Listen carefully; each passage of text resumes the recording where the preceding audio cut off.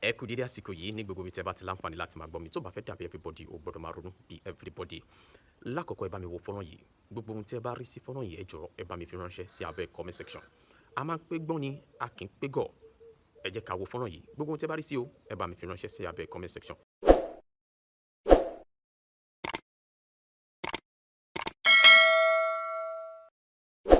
Ọ̀tẹ̀ ló ń jẹ́ ló ń pè ọ́ kò sẹ́ni tí ò lórúkọ tiẹ̀ àti wípé ọmọ kì í gọ̀ títí sẹ́ẹ̀ kó gbàgbé orúkọ ara rẹ̀. Ààfin tèmi ò nílò ìdánimọ̀ lọ́jà tó bá dọ́jà báyìí wọ́n á mọ̀ pé ó dọ́jà ni. Èmi tí ń tòótọ́ Samuel Owóyẹmí fẹ́lẹ́fẹ́lẹ́ láyé lórúkọ mi fẹ́lẹ́ ní gbogbo èèyàn mọ̀ mí sí. Èmi náà kọ́ Ọlọ́run ọba òkè ló fún mi ṣe ní gbogbo ìgbà.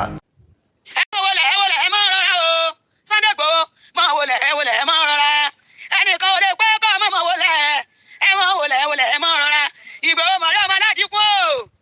aládìkún bá wá sí Kwara jagunjagun ló ń bọ̀ o olórí ogun tí ò gbọdọ̀ kányìn ogun jagunjagun ló ń bọ̀ o. ẹ má bá a jà o mo ti sọ fún yín tẹ́lẹ̀ o wípé Igboho ṣá kò ṣe bá a jà o ẹ má bá a bínú ẹni Ọlọ́run bá ti wà lẹ́yìn rẹ̀ ejú bá a jà o ẹni Ọlọ́run bá ti ń ṣe ti yẹ ejú bá a jà o. Bàbá kan ló sọ̀rọ̀ kan mo wá gbé ọ̀rọ̀ yẹn wọnú làákàyè ó ní wo èèyàn bínú sí wo èèyàn bájà torí ẹni Ọlọ́run bá ń fẹ́ tẹ́ni bá ń bájà tẹ́ni ẹni tó bá ń bá ẹni tọ́lọ́run bá mi bá ń fẹ́ tó ń bájà ó ní kì í ṣe ẹni yẹn ló ń bájà òòṣà òkè ló ń bájà àwa màrìdì ló ń bájà ẹni tó dá ayé àti ọ̀run ló ń bájà mo wí fún yín tó ẹ̀yin lẹ́ ò gbà.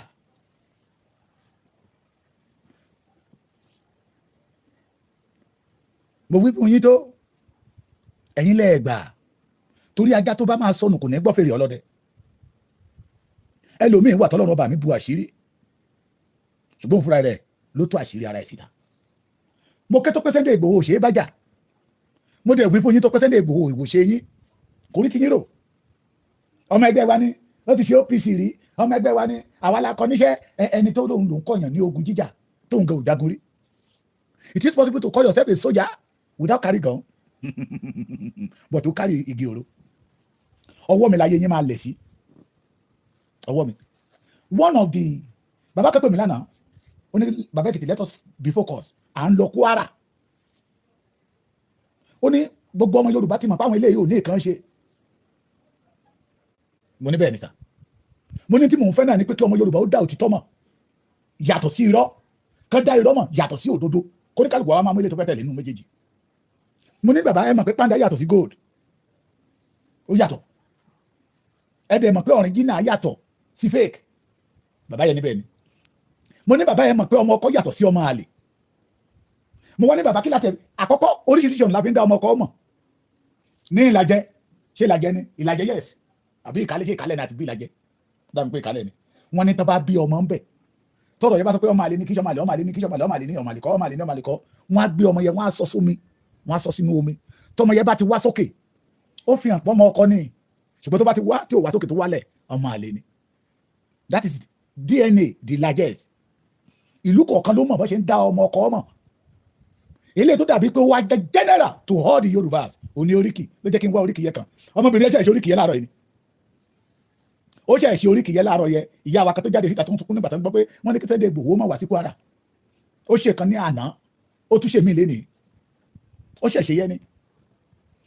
oríkì náà máa fi ń dá ọmọ ọkọ mọ̀ pé ọmọ ọkọ lélẹ́yìí ọmọ ìdílé lélẹ́yìí tẹ́ bá dẹ̀ wo oríkì Yorùbá dáadáa tí Èkìtì bá kiri àyà yàtọ̀ sí Oǹdó sí Àkúrẹ́ sí Ìjẹ̀ṣà sí Ẹ̀gbá sí Ìjẹ̀bú sí Ọ̀yọ́ sí Ìbàdàn sí Arigidi sí Ìgbómìnà ṣùgbọ́n tẹ́ bá wá wò nínú oríkì yẹn ní ìkankan ó ṣe kíni yóò lọ mọ́ra wọn bẹ̀ tí ó dàbí pé ẹyọ kan ni wọ́n bẹ́ẹ̀ bá gbọ́ ọmọ akin bíbà yìí ẹ lè gbọ́ ọmọ aládé bíbà yìí show that we are one so anybody that not have oríkì mo ti sọ fún yín pa Amẹ́ríkà ń rùn lára mi anybody that not have the oríkì is not an authentic genuine Yorùbá is a fake is what fake ìyá ilé ìjọba Yorùbá ìyá òfin hàn pé you are authentic Yorùbás ó yàtọ̀ síra wọn ẹni bá ti ń bá ẹni tọ́lọ́run ọgbà mi ń bẹ lẹ́yìn ẹ̀ jà wọ́n máa ń kábùkù ní àṣírí wọn wá tí wọ́n wá dẹ́lẹ́yà káàkiri Gani ó ti rí kankan máa kó wọn jáde síta. It is because of your voice nowadays mo fi gbé nọ́mbà mi síta mo máa ń like ikọ̀ tó máa ń pè mí yẹn. Àwa lọmọ nídìílé ìyá mi mo ti sọ fún yín dáadáa nídìílé ìyá mi àwa lọmọ ọlọ́rọ̀ kì í tán bó bá tán láàárọ̀ bó bá dọ̀ wálé awù síta ìyẹn ọdún ogún ọdún a máa gbóná fẹ́lẹ́fẹ́lẹ́ nídìílé ìyá mi tí mo ti jáde síta tó gbọ́ mi. Èmi lọ́mọ ọmọ ọjà mogun àádọ́ fọ́ra wa mo fẹ́ ọlọ́run tó lẹ́mí mi búra mi ò ní parọ́ mọ́ yín I will not bring arabu but mi ò dẹ̀ ti ní dá àwọn ọmọ ìṣíwìnrin àwọn ọmọ tó jọ OPC bí 2 years ago bí 1 years ago bí 5 years ago they know nothing about OPC mi ò ní dá wọn lóhùn torí Gani ti brainwash wọn but àwọn àgbààgbà ilé wọn tẹnu wọn wọlé tó wọ́sẹ̀ gbẹ̀yẹ àtẹlẹ́ tó pèrè ní oyin tó lọ́ ọmọ ìjìjà àṣírí yín ti tún ti mi lọ́wọ́ àtẹlẹ́ tí mo tó pa ìyá ẹ̀ nínú yín tí ò mọ bẹ̀rẹ̀ grand ìyá ẹ̀ yẹyẹ ọmọ onílẹ̀ àtẹ̀jẹ́jẹ́ àwọn ọmọ bastard àtẹ̀gìrìgìrì. This is time. That is the campaign that I'm campaign. This is time for the Yorubas, the authentic Yoruba. We all of us must join hands together to say no. Fún àwọn bastard tó wà láàrin wa. Ẹ má balẹ̀ jẹ́. I don't know. Ṣé ẹ mọ̀ pé tí àwọn olórí ibú ò bá ti rọrọ̀ sọ. They will bring different allegation. Brother àbá tó dìde lọ́wọ́ ó ní SS2 lòun wà nígbà tọ́rọ̀ yẹn ṣẹlẹ̀. Wọ́n ní irọ́ ló pa o, wọ́n ló lọ gbé ẹ̀rọ atání, ó lọ jalè ní. Ẹni tí ó tẹ̀lé Gani lọ sí Ọ̀wọ̀ nígbà tó ń sáré kàbàkàbà ó ní kì í ṣe pé ó sáré nìkan ó sun ẹkún with evidence mo ní kí mo lè gbójú síta ní why not ẹ jọ̀ọ́ di Yorùbá what is the òyìnbó wo ni kí n lò yẹ o what is wrong to somebody to become a pastor kó wa máa jà fún ẹ wọn pe bọ́dà mi kan pé ẹ̀yẹ náà ń wo lórí program ẹ̀kọ́ dẹ̀ ní pastor ni pé pastor ló pera ẹ̀ mẹ́ngbà tí oríṣi ní pé pastor Yorùbá nation ló fi kíní kankan ṣé ẹ̀ṣẹ̀ tún ni ṣé nígbà tí mo ti dá ṣọ́ọ̀ṣì náà kí n máa gba owó kí n máa gba ìdá mẹ́wàá kí n máa gba ọrẹ kémi náà máa wùwà ìbàjẹ́ bí Gani ṣe ń wùwà ìbàjẹ́ káàkiri ara ló máa pa yín ìbínú Ọlọ́run máa rọ̀ bí òjò lé gbogbo yín lórí irọ́ yín ti já irọ́ yín ìbá má dẹ̀ já tí ò bá jẹ́ pé ẹ fẹ́ sí Sunday Igboho jẹ́gẹ́ ni Sunday Igboho dé àdúrà yín ìṣọ́dà tọ́lọ́run ò sí lẹ́yìn yín àṣẹ àdúrà tẹ́ ń gbà látijọ́ ẹni pé kí Sunday Igboho má wálé àti ju Sunday Igboho náà wà lọ àìtó náà bá bọ̀ o wọ́n darí dé wọn ò jẹ́ nǹkan kan. Sunday Igboho dé ní ìjọ tẹ́ ti gbọ́ pé wọ́n á approve ìrù ẹkùn láyé yín kìí ìdí ìjọ tẹ́ gbọ́ pé ìrù ẹkùn o àbí ìjọ tẹ́ gbọ́ pé presidency ti approve ìrù ẹkùn lórí yín ti burú lẹ́ti wọnú wàhálà kábàámọ̀ gbẹ̀yìn nípa ìbámu kẹ́dára fọmọkùnrin ilẹ̀ tí orí ti yín lò lílé bá máa jáde ògo OPC ní Sunday Igboho lò ògo OPC ṣé OPC ti yín lógo I did not talking about OPC baba fẹ́ dífá ṣeun new era àti reform ẹgbọ́n náà ṣé OPC Gani ní ògo Gani tẹ̀ ń tẹ̀lé gan lẹ́yìn ṣé ó ní ògo apààyàn ẹ béèrè lọ́wọ́ Gani ikú wo ló pàyà ẹ̀ ẹ béèrè lọ́wọ́ Gani kẹ́ ẹ lè mọ̀ pé it's a full 100% bastard ikú wo ló pàyà ẹ̀ níbo ló sì yá ẹ̀ sí àwa ọmọ gbárí sáyé kiri àwa ọmọ wí ẹ̀yin ọmọ gbọ́ Sunday Igboho content ni ó ṣe content kò ṣe content ó art film kò art film drama ló ń ṣe kò ṣe drama ọmọdé yẹn mọ òkìkí tí ó ní òyì àwọn tó mọ ní kọ báà wá mi tí ó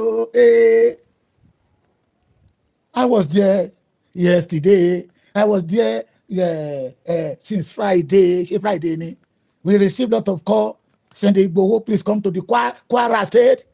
those people ẹ̀jẹ̀ Amẹ́ríkà yẹn ti ṣiṣẹ́ lára mi nìyẹn o those people that say the governor Abdulrasaq Rahman say you should not come there tell a lie governor did not say that Igboho we need you come because they know the importance of what Sunday Igboho they know the importance of the vision that Sunday Igboho have for the Yoruba race.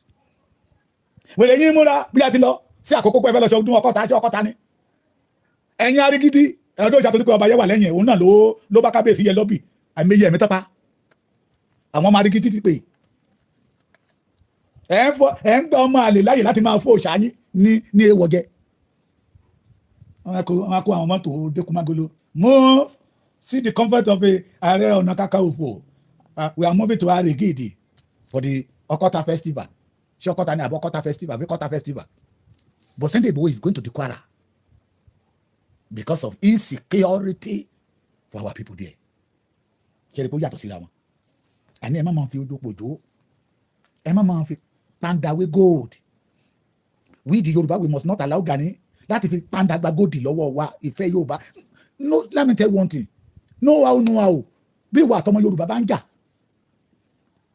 tó bá rí wípé àjòjì kan fẹ́ máa yàn ń jẹ ẹ̀jẹ̀ Yorùbá yẹn sì máa sọ̀rọ̀ á pa ìjà tí ìwà tí wọ́n yẹn jọ ń jà ìlú kan ládùn níbí báyìí lẹ́kìtì wa níbí báyìí tí ìlú méjèèjì yẹn bá ń jà kí àjòjì má dá sí ká máa jà kó búta gan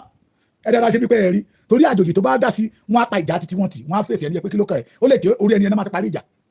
nítorí kọ́sẹ́tù wọ́ọ́rọ́wọ́ yẹn wá sẹ́tù lẹ́yìn ìgbà tó máa bàtà yẹn ẹni yẹn jẹ́ tán bọ́n tó bá jẹ́ wọn máa lé ní àbá àpárá wọn kú ká máa pa wọn lọ́kọ̀ kàn wọ́n irú ìwà bẹ́ẹ̀ ló wà lọ́wọ́ Gani OPC tó gbé dání ó mọ̀ pé òun jí ni Gani ìṣe rọ́bà ṣe bá wọn mọ̀ ti tẹ̀ ní assassin mo sọ fàdé àwọn tó pè yín ní ayé assassin bàbá Èkìtì be focus bí táwọn lọ yẹn ní kẹ́tẹ́ ká máa wò that is the thought of ọmọkọ that is why I say that all this ìṣìwọ́n tó ń jáde tẹ́jọ́ OPC ní bí 5 years ago but àwọn bàbá tán náà ti pẹ́ nú ẹ̀ tí àwọn tó mọ̀ tán wọ́n yí àwa ká tán sọ fáwa ilé tó kúrò lọ́mọ Ìjẹ̀ṣà yẹ ẹ rí mo ti sọ fún yín pé irú ìró ń borùn àwọn tó yí Gani ká kò sí yàtọ̀ nínú wọn bàbá kọ́lítì ohun tí a fẹ́ gbà yẹ dá padà miss okay kó wálẹ̀ okay kó wálẹ̀ kápálẹ̀ mẹ́ta sink Ọlọ́run a máa fi sí apá wọn oh God adá ti ti wá mọ̀ ojúlówó ọmọ ọkọ kò sí yàtọ̀ nínú wọn rárá o kò sí yàtọ̀ nínú wọn abatẹnijẹ́ pẹ̀lú ọ̀dàlẹ̀ àbí kò sí yàtọ̀ nínú wọn Gani abatẹnijẹ́ àwọn tó yí káàkiri ọ̀dàlẹ̀ ni wọ́n dalẹ̀ ìran wọn the majority of them know pé Gani ìṣọmọ Yorùbá èrèdí tí ìfẹ́ Yorùbá ò sí lọ́kẹ́ nìyẹn ṣùgbọ́n wọ́n ti rí pé kò síbi táwọn máa yà sí yes pé kò síbi tí àwọn máa yà sí àwọn tó lò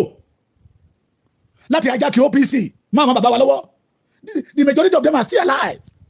tó lò gẹ́gẹ́ bí machinery that alaka tó wà ń Ìbàdàn is one of them it is because that man have a contract with ṣé Lebanese ní àbáwọn China Gani ní kókó wẹ̀wà yẹn ní àhá èmi ò ní kówó iṣẹ́ ilé ilẹ̀ èmi náà gbéṣẹ́ ilé fún kò pọnú kò pósù Gani náà lọ́rùn apàpàǹdodo lára iṣẹ́ takuntakun tí Gani ṣe nílẹ̀ Yorùbá nìyẹn bàbá wa gbọ́lá ní gangan ọ̀nùdé bàbá yẹ òun lẹ́ni àkọ́kọ́ tí yẹ ṣẹ̀ṣẹ̀ tó tètè là wọ́n ránṣẹ́ náà ni ẹni bá ti fẹ́ ta Gani lẹ́nu á ránṣẹ́ ìgbà ẹ̀ lè rí Sunday Igboho pa bàbá yín ló jẹ́ ó jura wọn lọ ṣé gbọ́ mi ó jura wọn lọ tí sìmẹ́ǹtì bá ní wéètì kò lè ní wéètì tó kọ̀ǹtínà ó jura wọn lọ ojúlówó ọmọ ọkọ ó yàtọ̀ sí ọmọ àlè I can proud it I am an evangelist Ọláọdẹ́níyè but Ọlọ́run ò ní kí mi ó dájọ́ lẹ̀ Ọlọ́run ò ní kí n máa gbá ọmọ Yorùbá àwọn wòlíì gidi jọ wà náà wọ́n fi pé wọ́n fi ti ìran wọn lẹ́yìn ni wọ́n fi jà fún ìran wọn wọ́n fi pé wọ́n kó bá ìran wọn bíi tàwọn pásítọ̀ tẹ́lẹ̀ lóde òní there is no crime to be a Christian and fight for your people ṣé gbọ́ mi meanwhile somebody that discover me nígbà yìí na campaign for democracy but you are bold you have spirit of a warrior wọ́n wá ní ilé ibi méjèèjì tọmọkùnrin tí ń jáde sàkó rọrùn kó tó di ayé nàdẹ́kò campaign for democracy and nàdẹ́kò it is anything bad in it to say don't kill my people again so pastor libẹ̀dọ̀ gbójúlẹ̀ ká máa pa ọmọ ìjọ lọ ayé yìí ti rún ẹ̀yin ọmọ Gani nígbà tẹ́ ẹ̀rọ ọ̀rọ̀ sọ gbogbo tẹ́ sọ arabu ní Sunday Igboho ayé àsásí ni ìkẹta ń gbẹ̀kẹ̀ jáde Sunday Igboho ìgbà wọn náà ní Sunday Igboho sọ̀rọ̀ àjàlágbára ìjà wo ló jà nínú dẹ́kẹ́kẹ́ tó kárí gbogbo ayé ó ṣe content mi àwọn èèyàn ní ká ṣe titi yín drama ní Sunday Igboho ṣe àwọn èèyàn ní ká ṣe titi yín Sunday Igboho is one of àwọn assassination tí bàbá Bọ́lá Ahmed Tinubu ń lò torí pé ó wà useful ni àbí bẹ́ẹ̀ bí Gani bàbá yín ṣe sọ́kọ́ nìyẹn ọmọ tó jẹ́ pé mọ́tò ló pa ìyá ẹ̀ ògùn ni onímọ̀ sọkúsọ tó jẹ́ pé mọ́tò pieces ìyá ẹ̀ sójú títì ni ẹ̀ tí ìdákan mọ̀ the Yorùbá of nowadays ó ti yàtọ̀ sí tànà mo ti sọ dídìrín àti òmùgọ̀ ni ó sì mọ̀ tẹ̀lé Gani lẹ́yìn most especially if you are Ekiti man Ondo the reason tí ó fi ní ọmọ ogun gbà yẹ tí OPC ṣe pọ̀ ní Old Ondo and Ekiti ni pé bàbá tó dá OPC lẹ́yìn from Ondo state 1994 there is nothing like Ekiti state we believe bàbá wa ló dá Ekiti nílẹ̀ kágbárùkù tí the majority àwọn ọmọ Ondo state tó wà lẹ́kọ̀ọ́ ló fẹ́ jọ ìtàn tẹ́jọ́ boys àwọn yẹn ló mú ìròyìn yẹn wálé ṣùgbọ́n nígbà tí Gani gbà ó bá yẹ OPC jẹ́ ìpilẹ̀ṣẹ̀ OPC dára èkó ló wọnú wọn ìpilẹ̀ṣẹ̀ igi gẹ́dú dáa àfọ̀mọ́ ló pàlẹ́ lórí lójó gbẹ lójijì Yorùbá dẹ̀ wípé ṣé Yorùbá ló sọ dàbí Bíbélì ó ní tí ìpìlẹ̀ bá bàjẹ́ kí lolódodo yóò ṣe láti sọ pé tí májẹ̀mú ìtàkọ́kọ́ ò bá ní àbùkù a kì yóò wáyè fún titun májẹ̀mú OPC ló ní àbùkù lọ́lọ́run ọba mi fi gbé ìrù ẹkùn wọlé ló ń bí yín nú mo tún fi àkókò pé bàbá wa Prince Oshibote bàbá Rasak Arógundádé the third man one of our warrior mi ìrántí orúkọ yín mọ́ ẹ̀yin tẹ́ gbé OPC dání tẹ́ ní certificate OPC lọ́wọ́ this is time for you to act àṣírí jẹ̀nu ọmọ ọkọ ilẹ̀ Yorùbá bàbá Arógundádé ló ti ń àtẹ́lẹ̀ òun ló kọ́kọ́ jẹ́ ká mọ̀ pé Gani ń sọmọ arígídí torí kò sí bọ́mọ ṣe máa pẹ́ lájò tí ò ní mọ́lé bàbá ẹ̀ jẹ́ni tí mọ́tò ti pàyà ẹ̀ ti pẹ́ tó jẹ́ pé òrònà fi lè kúrò lárígídí no wonder tó fi ń attack sinagogu nígbà tí sinagogu wà láyé nínú àmà àdùpé òun rẹ́yìn ọ̀tá òun bẹ́ẹ̀ ṣe rẹ́yìn sinagogu ẹ̀ lè rẹ́yìn Sunday Igboho bẹ́ẹ̀ jẹ́ gbọ́ mi we have lot of things to múlẹ̀ fúnra wa ẹ̀ lè balẹ̀ jẹ́ ẹ̀yin ọmọ ìgbómìnà ẹ kú àmójúbà ẹ kú àfojúsọ́nà ẹ ti gbọ́ nínú ọ̀rọ̀ tí ọmọ yín sọ pé májàsọ́lá kàkà kí Olódùmarè ìmọ́lẹ̀ gbogbo Yorùbá àrẹ̀mọ gbogbo ọba lẹ̀ kóòtù òjíire tí ò wẹ̀wù ìgbéraga kì í ṣe pé kò rówó ragbádá májàsọ́lá kì í ṣe pé kò rówó ragbádá kò wẹ̀wù ìgbéraga kò wẹ̀wù ìgbéraga kò dẹ̀ jọra ẹ̀ lójú torí ó mọ̀ pé ìgbéraga ní ìbẹ̀rẹ̀ ìparun ó mọ̀ pé Ọlọ́run máa ń jìnnà sí agbéraga ni òun ò fẹ́ wùwà pé àfẹ́mí tẹ́ni ṣe tẹ́ni wọgbọ́ àfẹ́mí tẹ́fọ́n ṣe tẹ́fọ́n wọ́ọ̀dọ̀ àfẹ́mí tí àgbà rere ṣe tó yọ̀ wò lórí ṣọlọ́ṣọlọ́ ẹ̀yin ọmọ ìgbómìnà ẹ̀dẹ́ àjọgbára rẹ̀ tí o bá sì wà lára àwọn tó sọ pé ààrẹ Ọ̀nà Kakanfò tó ń bá wọn ṣe lóògùn ọ̀fẹ́ yẹn máa gbé ẹ odinú omi wù ọ̀fẹ́ yẹn máa gbé odinú ilẹ̀ nínú sàárè torí kò rí ti yín rò Gani ń dá sí ọ̀rọ̀ tí ò bá ti lo yọwọ́ owó náà ni àìmọye ọmọ tó mo ní mo gbọ́ sórí ẹ̀ dáadáa tí mo sì ń pamọ́ àti àsìkò láyé tó dẹ́ pé ń lọ̀yàn lọ́wọ́ gbà ní Ògìjó ni ní Kòròdú àtẹlẹ́ tó ń fi ṣe àrẹ́ǹtì yóò ní jìbìtì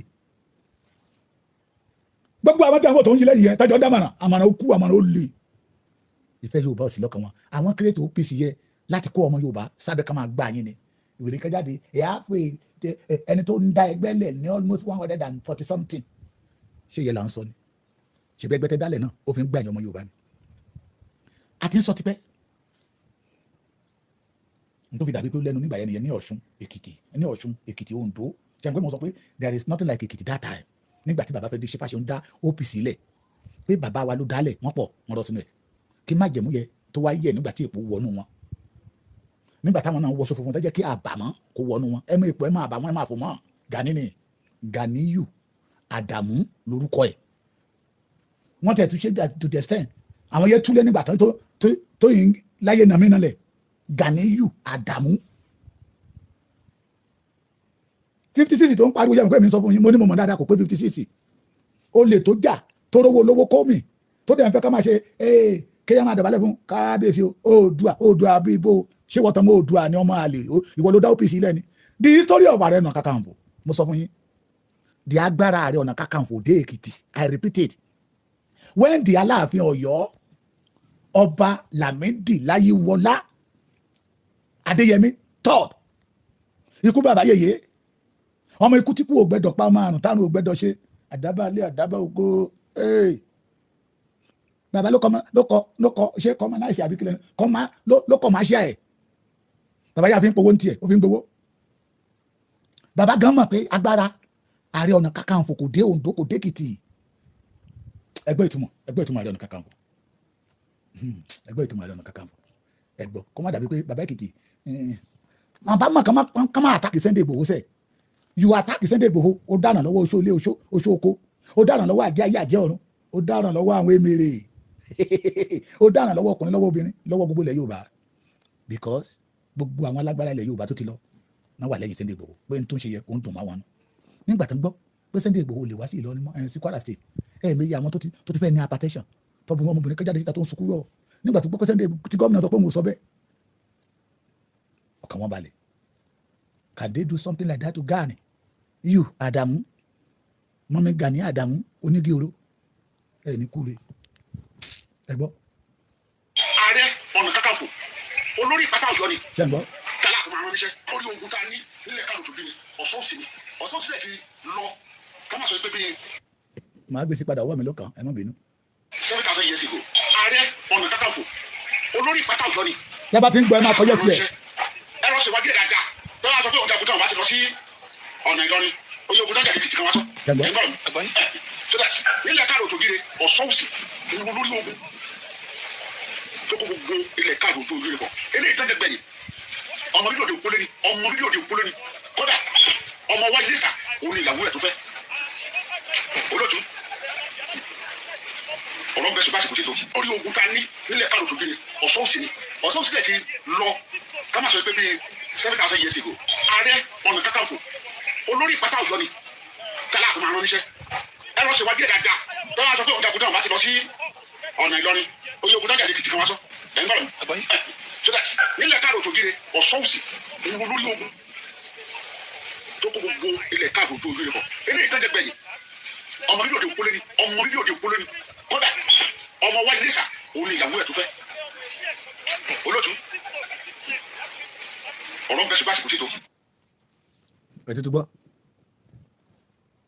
ṣé kí n pílẹ̀ lẹ́ẹ̀kan sí kẹ́ gbọ́ dáadáa. ìpátá tọ́ọ̀gì ni oyè tọ́ọ̀gì olórí tọ́ọ̀gì Ààrẹ Ọ̀nà Aláàfin Ọ̀yọ́ ni aṣọ́bodè tí ń kílíà ọ̀nà fún Aláàfin tí ń deléde agbára ẹ̀ òdèdè Èkìtì kò dóńdó àti ń tẹnumọ́ ti pẹ́ tó dáhùn kábàá sọ pé ààrẹ àndẹ ó lè ní ilẹ̀ Yorùbá àwọn olóyè méjì náà máa ń lo ibà fún Báṣọ̀run Balógun Ọ̀túnba ló jẹ́ àwọn ìlú àwọn ọba amúgbó kan náà Ọlọ́run dájú mi ló lọ́ọ́ fi jẹ́ Ọ̀túnba àwọn ọba rédèrèdè tí ń fún ní 10,000 tó ń tẹ̀lé lẹ́yìn kiri àwọn ọba tó jẹ́ pé olè náà làwọn náà èèyàn jalè ó gba ẹ̀tọ́ lọ́wọ́ àwọn bàbá wa ó ba OPC jẹ́ ẹ wá ń gbé gẹ̀gẹ̀gẹ̀gẹ̀ káàkiri òun lẹ́tí gbọ́ yẹ táwọn ọmọ Èkìtì bá sọ wípé the title of Ààrẹ Ọ̀nà Kakanfò kò lẹ́sẹ̀ ńlẹ̀ lẹ́kìtì tó bá dé Èkìtì ọ̀pá òru yà wá lè gbà ká fọmọ lórí ká fi nà àná sáré àwọn bàbá wa ló lè sọ pé ẹ̀fílẹ̀ táwọn kábíyèsí bàbá ti ní ẹ̀fílẹ̀ àáfilẹ̀ ṣùgbọ́n tó bá ta pélépélé ọ̀pá òru tó gbélé lọ́wọ́ yẹ a máa fi nà á fi kọ́ lọ́gbọ́n kó lè mọ̀ pé ó ti yàtọ̀ but àwọn bàbá wa they see the quality of ojúlówó ọmọ ọkọ ọmọ aládé iṣẹ́ṣẹ́ ẹ̀ fún àwọn ọba aládé iṣẹ́ṣẹ́ púpọ̀ lẹ́kìtì àwọn ọmọ Oòduà àwọn ọmọ Ògún ṣé ẹ̀fọ́ ní ká sọ ṣé ìjẹ̀rò ní ká sọ ṣé alámọ̀kọ́ ní ká sọ ṣé ayédè ní ká sọ ṣé èwì ní ká sọ ṣé ìjẹ̀rò ní ká sọ ṣé ìlú péjú ní ká sọ wọ́n pọ̀ ṣé ìkọ̀lé ní ká sọ wọ́n pọ̀ wọ́n wá rí quality pé àwọn bàbá wọn jagunjagun àná ó ti kó wọ ọmọkùnrin yìí àwọn bíi bàbá wa Lísàbí àwọn bíi bàbá wa Ṣódẹkẹ́ ṣé mò ń gbà àwọn bíi bàbá wa Ògúnmọ́lá àwọn bíi àwọn bàbá wa Ọdẹ́rìnlọ àwọn bíi bàbá wa Ògèdèngbé Agbógbòrò àti gbogbo lójú ogun àwọn bíi bàbá wa Fábùnmí Òkèmẹ̀sí àwọn bíi bàbá wa Fábọ̀rọ̀ àwọn the warrior of Èkìtì parapọ̀ tó jáde síta tó já egungun Èkìtì parapọ̀ tẹ́lẹ̀ bá jáde síta a ní mò ń wojú bàbá mi lára àwọn ọmọ ẹ̀ mo rí bàbá tó sọ fún pé ilà tí ń bẹ lẹ́ẹ̀kẹ́ Sunday Igboho ló bá lẹ́ẹ̀kẹ́ bàbá ńlá bàbá òun gbogbo wọn oníkálukú nínú wọn bẹ̀rẹ̀ sí í ṣá ìran wọn lára Sunday Igboho pé tẹ́ bá wo ẹ̀kẹ́ ọwọ́ sí bí ẹ̀kẹ́ bàbá òun ṣe rí nìyẹn ẹni bá ní tẹ́ bá wo wájú ọpọ́n wájú orí Sunday Igboho yẹ bí ọpọ́n wájú orí bàbá òun ṣe rí nìyẹn all of them they are now see the quality of authentic ojúlówó ọmọ kóòtù òjíire lára Sunday Igboho kí ló fi jẹ Yorùbá sẹ́yìn náà rí quality tápà lára ẹ̀ yẹyẹ ẹni kúre ẹ jẹ́ kí n máa lọ ẹ̀yin Kwara ẹ̀kọ́ àfojúsọ́nà láyọ̀ la máa dọ́dọ̀ yín láyọ̀ la máa bá yín aburú kan ní yín ṣe kò láwa náà ṣe gbọ́ mi òtítọ́ ni máa ń gbé yàn lékè ọlá inú kan táwa ń bá bọ̀ lọ́dọ̀ yín àtọ́lá inú kan náà tẹ́yìn fi dúró pé ìlú yín ò gbẹdọ̀ tún lọ́lọ́run yóò lò gbogbo àwọn kan lọ́wọ́ sí àwọn dìgbòlugi ọmọ tápà ọba mi Èdùmàrè yọ yà wọ́n láṣẹ Olódùmarè nǹkan oníṣe yín o àbúrò ní yín ṣe ẹkú ìfojúsọ́nà ọmọ Adéyẹmọ ẹkú ìfojúsọ́nà ṣe Sunday ọmọ Adéyẹmọ Ìgbòho ṣá ní Kwara State kẹ́kẹ́ kan ní pin bẹ́ẹ̀ ni ọmọ onílé ló ń bọ̀ ẹ panamọ́ ẹ̀yin gbogbo ọmọ Ìgbómìnà látọ̀ ọ̀dọ̀ bàbá wa Ìlà Ọ̀ràngún bàbá kẹ́pẹ́ láyé ojú òní tì yín kẹ́pẹ́ ẹ jẹjú àwọn aláṣáájú lọ gbogbo ọmọ àrán àjàṣẹ́ ẹ̀pọ̀ gbogbo yẹn pátápátá ẹ̀túyàyà jáde síta àkókò rẹ̀ láti gbára wa lọ́wọ́ àwọn tí ń jí wa gbé tí jí wa pàtó gba ilẹ̀ wa lọ́wọ́ wa this opportunity àgbẹ̀dọ̀ sọnù àjùwàṣe o ẹ̀dẹ̀ àwọn tó sọ pé ọmọ ààrẹ ni wọ́n, ààrẹ tí ò lè tú bàtà ọdún ṣá tábà ológbò ń ṣọdẹ kìnìún náà ń ṣọdẹ ológbò ń ṣọdẹ kìnìún ń ṣọdẹ gbogbo wọn náà jọ ń paná wálé àbí ìkánjú kan lọ ni àròdẹ tí ń papọ̀ mọ́ àròdẹ tí ń pẹja tóbìnrin bá lọ sọ́jà tó papọ̀ mọ́ wálé tó pa ẹja wálé ọdẹ náà ni ṣùgbọ́n ó yàtọ̀ síra wọn ni ẹ má fi kúwé oorun o ẹ má fi kúwé oorun ẹ má jáfẹ́ ẹni tí ó ṣetán láti gba ẹ̀mí wa kúrò lọ́wọ́ àwọn tí ń jí wa gbé ká wá fi wé ẹni tó ń fa ẹ̀mí wa lé ikú lọ́wọ́ tó fẹ́ báyé ìran Yorùbá jẹ́ ẹ má fi kúwé oorun. ká bá mi kó ní sẹ́ẹ̀ mi a fẹ́ máa forí fọ́gbà yàgà fún àwọn ọlọ́tẹ̀. májàsọ́lá ẹni ní kó má ṣe tìrẹ láyé òfò lomi ẹ̀fọ́ ṣe òfò lonítọ̀hún á ṣe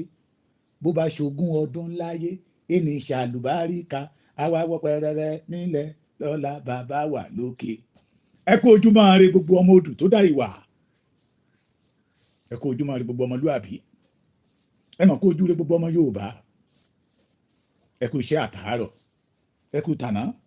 mo ti sọ ọmọ tí bọ́lọ́run bá dá májẹ̀mú pé ẹ mọ̀ lọ rí ẹ mọ̀ bọ̀ rí ìkọ́kàn ò ní kọ́ yín lọ́nà ẹ ní tí ẹ ní tẹ̀ tọ́lọ́run ọba mi bá ṣe tí ọjọ́ yọ tí kìí tẹ́ ẹ ní bá wọn wáṣọ àbùkù ẹ ní bá wọn tẹ́ láyé àṣàsí ayé àṣàsí ọ̀run kò ní ràn yín o ẹ kú àná ẹ kú òní adára fún yín lọ́pọ̀lọpọ̀ gbogbo ojúlówó ọmọ Yorùbá the authentic and the original ọmọ kóòtù òjíire ẹ máa jíire ní ire lójú owó rí ire lójú yín ọmọ rí ìran àgbàrá kìí fòkòtò èrè ayé yìí ò ní fòyín ro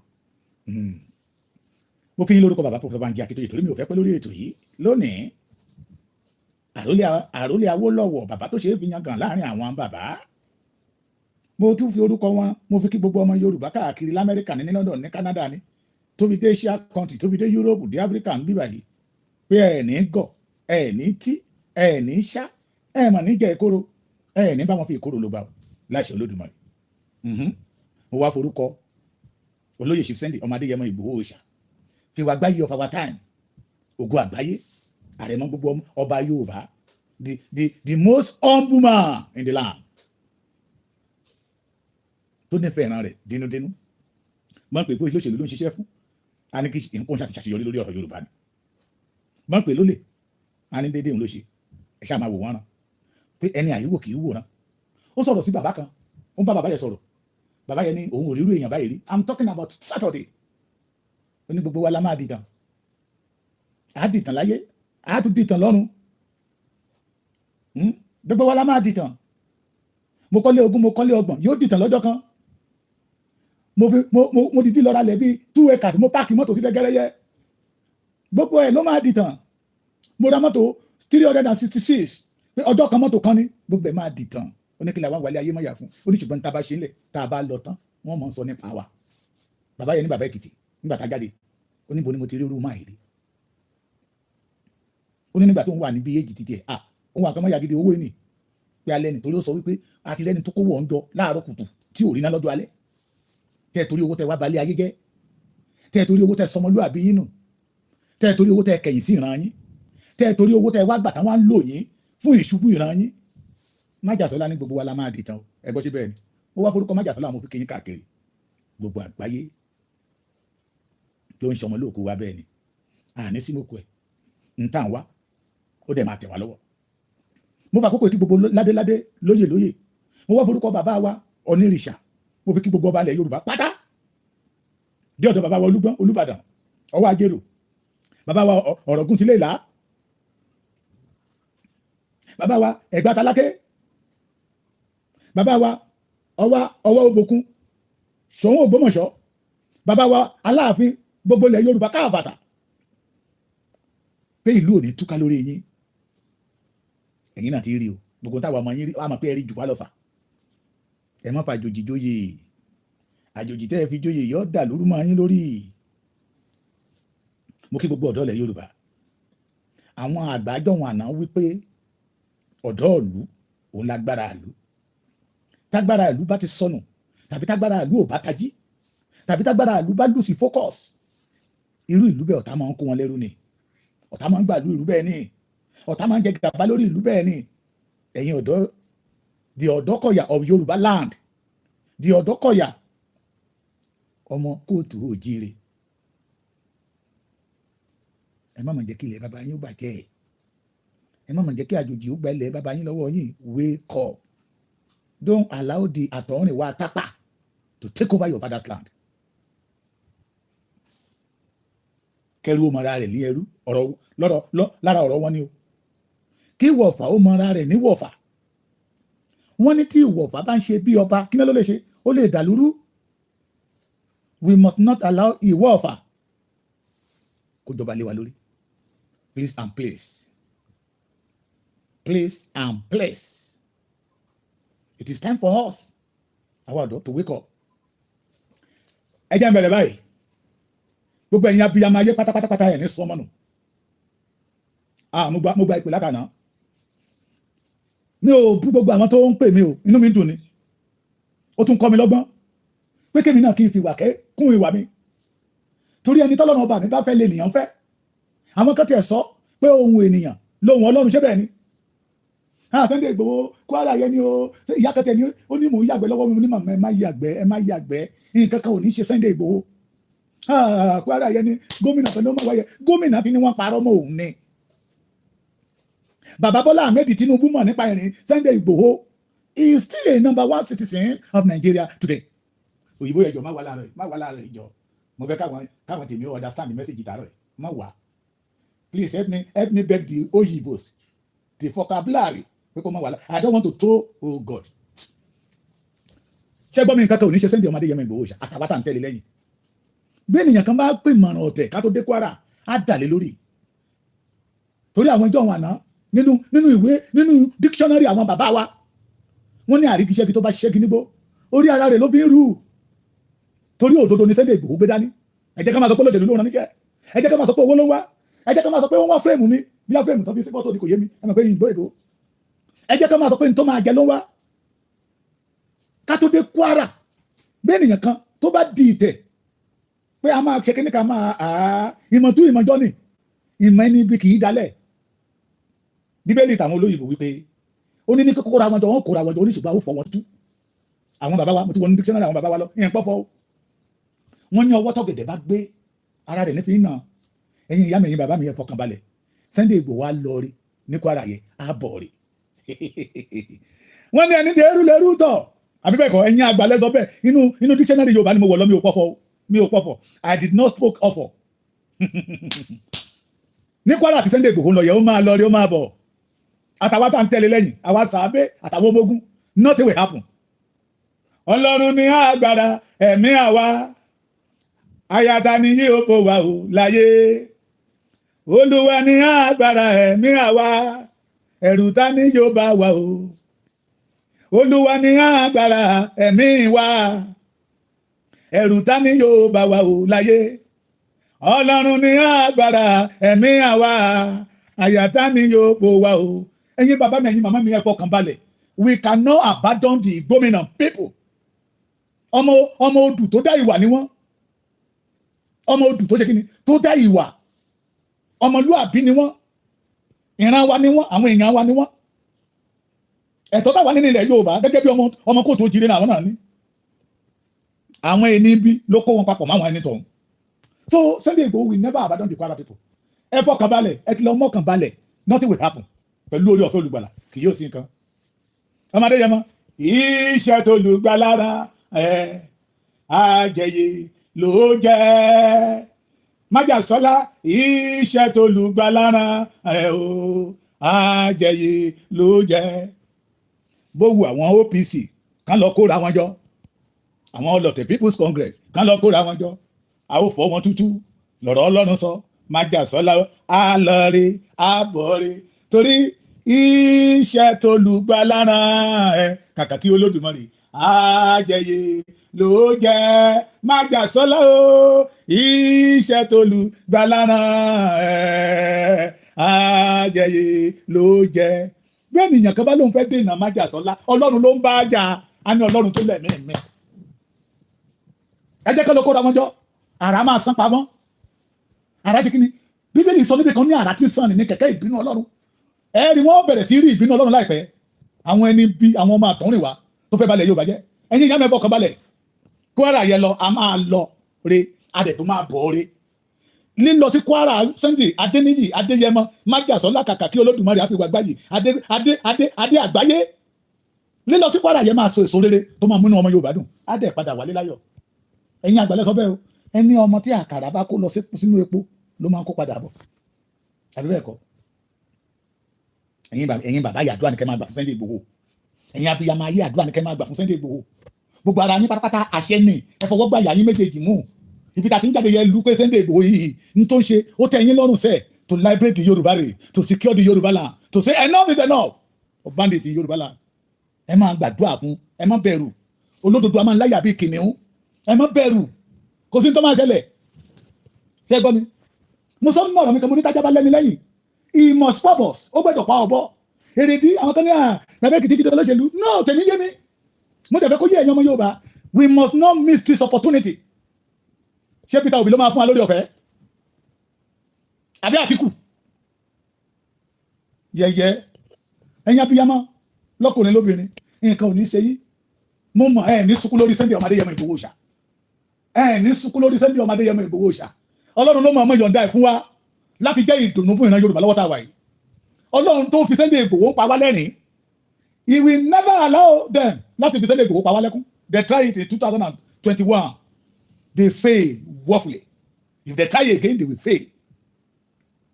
Olúwa lágbára ẹ̀mí ẹ̀. Sunday Igboho wà ní under umbrella of Olódùmarè tó dá ayé àti ọ̀run.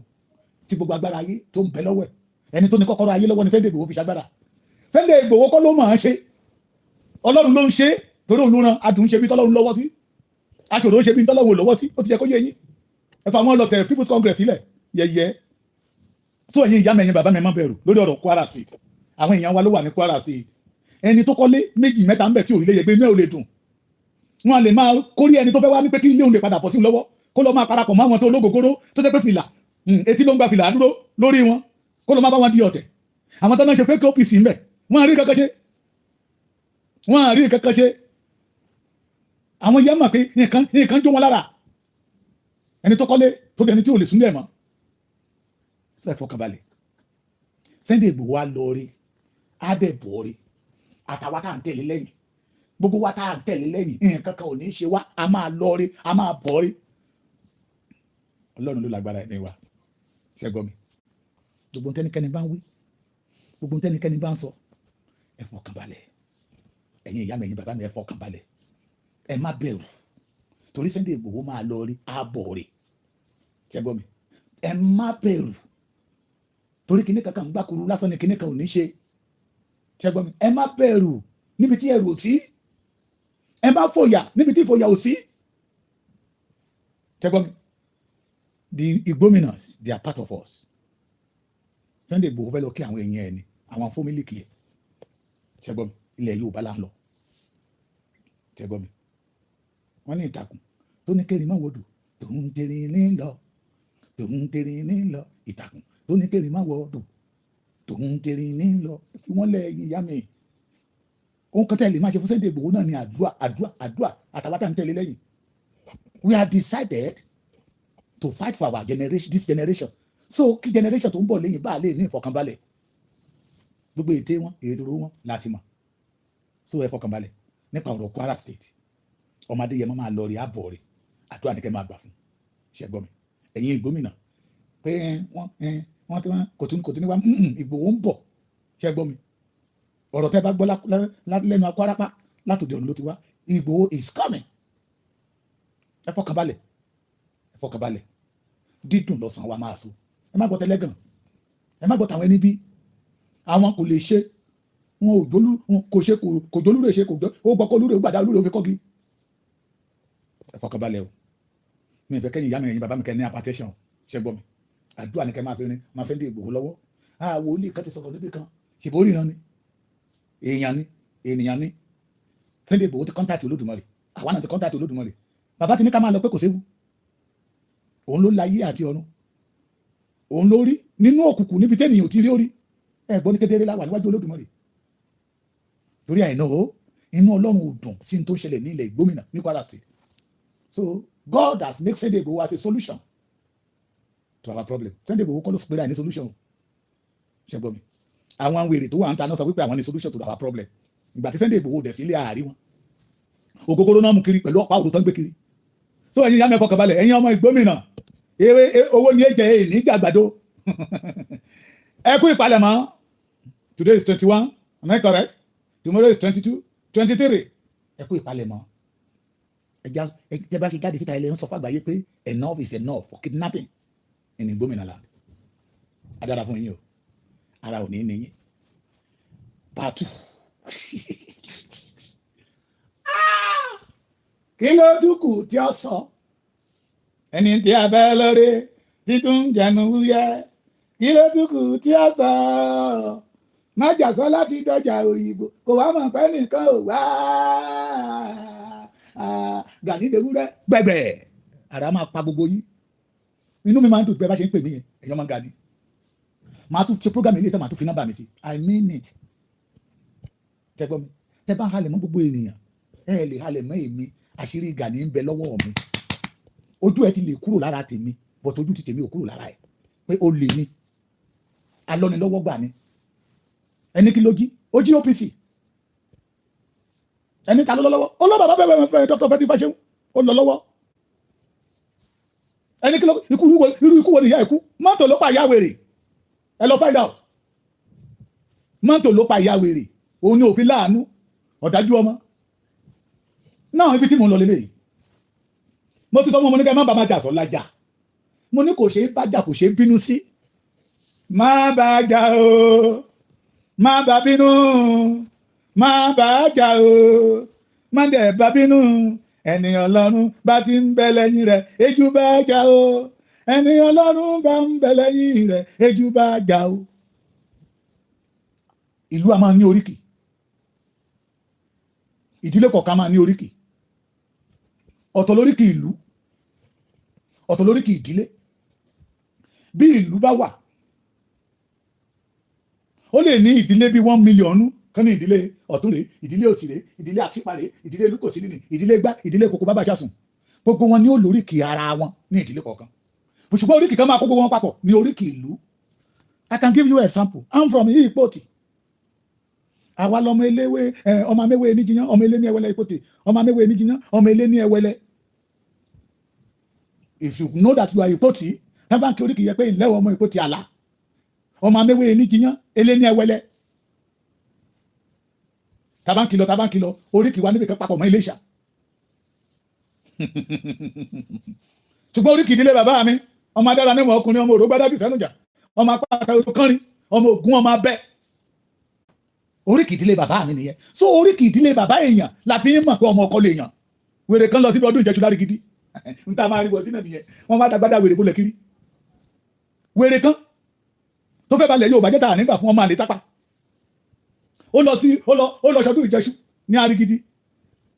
oríkì Arigidi náà kì í wọn à ń kí lóríkì ilé bàbá ẹ̀. We are now telling you that this man is not a Yoruba man. Ọ̀tọ̀ lóríkì ìdílé ọ̀tọ̀ lóríkì ìlú. Àwọn èwí adó èwí wọ́n ní oríkì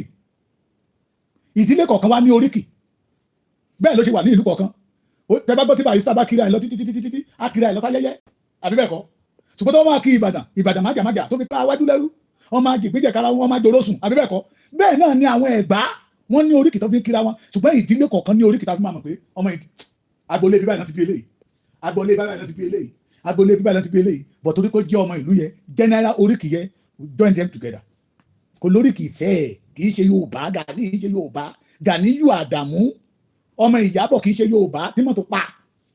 òfò lẹ́ máa ṣe mo ti sọ ìwọ́ tó pè láti mo ní I love your call ẹ̀ tó gbọ́ tuntun ẹ̀ tó gbọ́ ẹ̀ à nígbà tó bá ẹ ti sọ wípé orúkọ Gani lẹ́yìn jẹ́ Gani ìbá máa ba Yorùbá jẹ́ orúkọ ilẹ̀ ń jẹ́ ọ̀tá nígbà tó rí pé ohun tẹ́yìn jẹ yẹ kẹwàá fi bá ọ̀dọ̀ la Yorùbá jẹ́ enough is enough. I pity the Yorubas that still following the Olote People's Congress leading by Gani Adams. Ṣé nígbà tójú yín bá bó àwọn tójú wọn ti bó àwọn tẹ̀mí wọn ti sọnù àwọn tó ti báyé wọn jẹ́. It is better you come to the right channel. Kí ló fa gbogbo ìgbéraga kí ló fa ọ̀tẹ̀ kí ló fa ìlara kí ló fa owú torí ìlú ẹkùn immediately the Ghanaian hear that wọ́n ti approve ìlú ẹkùn gọ́ọ̀mẹ̀ntì ti fọṣẹ́ sí wọ́n máa jáde síta ó fẹ́ máa gba glory níbi tí ó ṣe sí ó fẹ́ máa gba glory wọn iṣẹ́ táwọn ti ṣe lẹ́ni iṣẹ́ táwọn ti ṣe lẹ́ni Sunday Igboho wà láti wá pa ọmọ Yorùbá ẹ̀yìn pa ọmọ Yorùbá ni ẹ̀yin tẹ́ ẹ̀ lógo tẹ́lẹ̀ yẹn kan lógo yín ẹ̀yin tẹ́ ẹ̀ lórúkọ rere tẹ́fẹ́ máa dúró láàárín àwọn àwùjọ pàtàkì ẹ̀yin kábíyèsí ilẹ̀ wa ẹ̀yin bàbá a mọ àwọn kan kábíyèsí gidi ni wọ́n a dẹ̀ mọ àwọn kan wọ́n kàn gbé àtẹlé wọn lórí ni they are not genuine ẹ̀yin kábíyèsí gidi yẹn tí Gani bá wà níwájú yín tó bá na ọwọ́ sí yín irúkẹrẹ ọwọ́ yín tẹ́ ẹ̀ bá lè kóbo àtàwọn security tó tẹ̀lé yín kán lu àlùbọ́lẹ̀ ìlú tẹ́ bá jọba lé lórí ìṣẹ̀dálẹ̀ pé máa bí yín o ọ̀rọ̀ látòrí ìtẹ́mímọ́ Olódùmarè wa ni mi ò yájú sọ́ba o mi ò dìtẹ̀ sọ́ba o but we will not allow this man to rubbish our kábíyèsí again most especially ẹ̀yin bàbá mi lẹ́kìtì ní Ondo mo tẹ̀ jẹ́rìí àwọn bàbá mi lẹ́kìtì náà mo jẹ́rìí wọn àwọn dúró déédéé tí Gani bá nawọ́ sí yín bí ọ̀pá bá wà lọ́wọ́ yín tẹ́ fi ń tilẹ̀ yẹ kì í ṣe olú ọ̀pá òrò tó ń gbé dání o ẹ fọmọ lórí because oyè Ààrẹ Ọ̀nà Kakanfò oyè tọ́ọ̀gì Aláàfin ni ẹ̀gbọ́n. Ààrẹ Ọ̀nà Kakanfò olórí ìpátá Ọ̀yọ́ ni tẹ́lá àkọ́mọ àwọn oníṣẹ́ orí ogun ta ní nílẹ̀ káàdó tó kiri Ọ̀ṣun òsì ni Ọ̀ṣun òsì dẹ̀ ti lọ ká má sọ pé bíi 7,000 years ago Ààrẹ Ọ̀nà Kakanfò olórí ìpátá Ọ̀yọ́ ni tẹ́lá àkọ́mọ àwọn oníṣẹ́ ẹ lọ ṣèwádìí ẹ̀ dáadáa tẹ́lá sọ pé òun jagun náà bá ti lọ sí ọ̀nà Ìlọrin oyè ogun tájà lè kìtì kan wá sọ ẹ̀ ń gbọ́dọ̀ mi so that nílẹ̀ káàdó tó kiri Ọ̀ṣun òsì lórí ogun tó kó gbogbo ilẹ̀ káàdó tó kiri bọ̀ eléyìí tẹ́jẹ̀ gbẹ̀yìn ọmọ bíbí òde òpólé ni ọmọ bíbí òde òpólé ni kódà ọmọ wa Iléṣà òun ni ìyàwó ẹ̀ tó fẹ́ olóòtú ọ̀rọ̀ ń bẹ ṣùgbọ́n àsìkò títò orí ogun ta ní nílẹ̀ káàdó tó kiri Ọ̀ṣun òsì ni Ọ̀ṣun òsì dẹ̀ ti lọ ká má sọ pé bíi 7,000 years ago Ààrẹ Ọ̀nà Kakanfò olórí ìpátá Ọ̀yọ́ ni tẹ́lá àkọ́mọ àwọn oníṣẹ́ ẹ lọ ṣèwádìí ẹ̀ dáadáa tẹ́lá sọ pé òun jagun náà bá ti lọ sí ọ̀nà Ìlọrin oyè ogun tájà lè kìtì kan wá sọ ẹ̀ ń gbọ́dọ̀ mi so that nílẹ̀ káàdó tó kiri Ọ̀ṣun òsì lórí ogun tó kó gbogbo ilẹ̀ káàdó tó kiri bọ̀ eléyìí tẹ́jẹ̀ gbẹ̀yìn ọmọ bíbí òde òpólé ni ọmọ bíbí òde òpólé ni kódà ọmọ wa Iléṣà òun ni ìyàwó ẹ̀ tó fẹ́ olóòtú ọ̀rọ̀ ń bẹ ṣùgbọ́n àsìkò títò. wọn lẹ ti gbọ́ yìí kẹrù òmàrà ẹ̀ ní ẹrú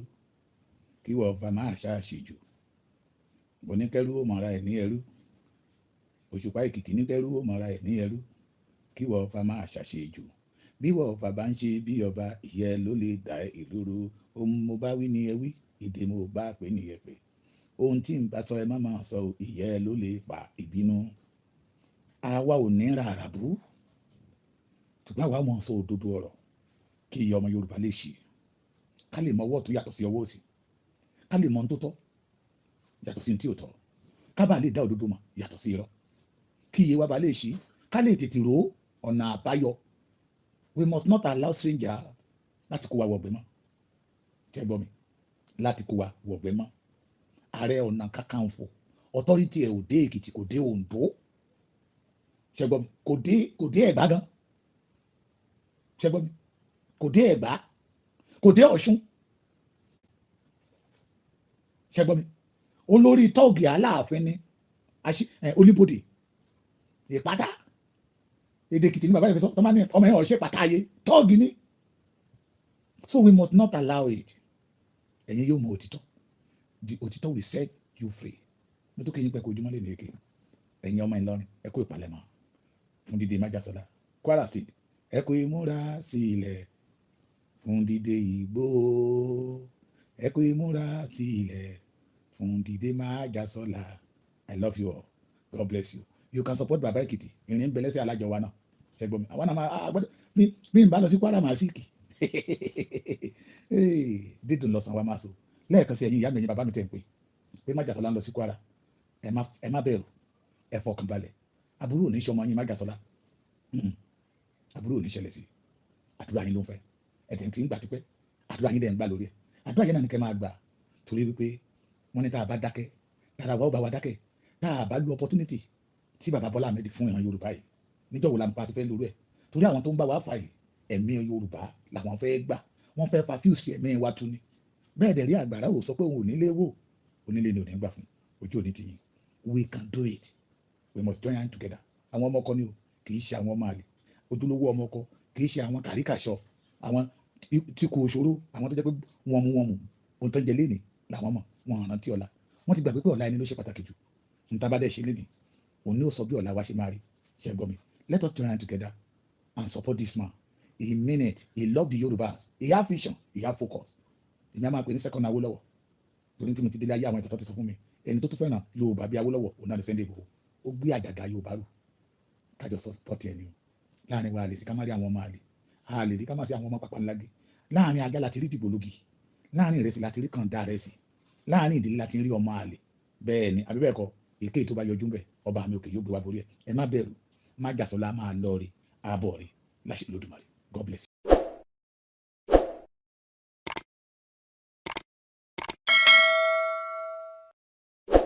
ọ̀tẹ̀ ló ń jẹ́ ìlú ń pè ọ́ kò sẹ́ni tí ò lórúkọ tiẹ̀ àti wípé ọmọ kì í gọ̀ títí sẹ́ẹ̀ kó gbàgbé orúkọ ara rẹ̀. ààfin tèmi ò nílò ìdánimọ̀ lọ́jà tó bá dọ́jà báyìí wọ́n á mọ̀ kó dọ́jà ni èmi tí ń tòótọ́ Samuel Owóyẹmí fẹ́lẹ́fẹ́lẹ́ láyé lórúkọ mi fẹ́lẹ́ ní gbogbo ìyẹn mọ̀ mí sí èmi náà kọ́ Ọlọ́run ọba òkè ló fún mi ṣe ní gbogbo ìgbà.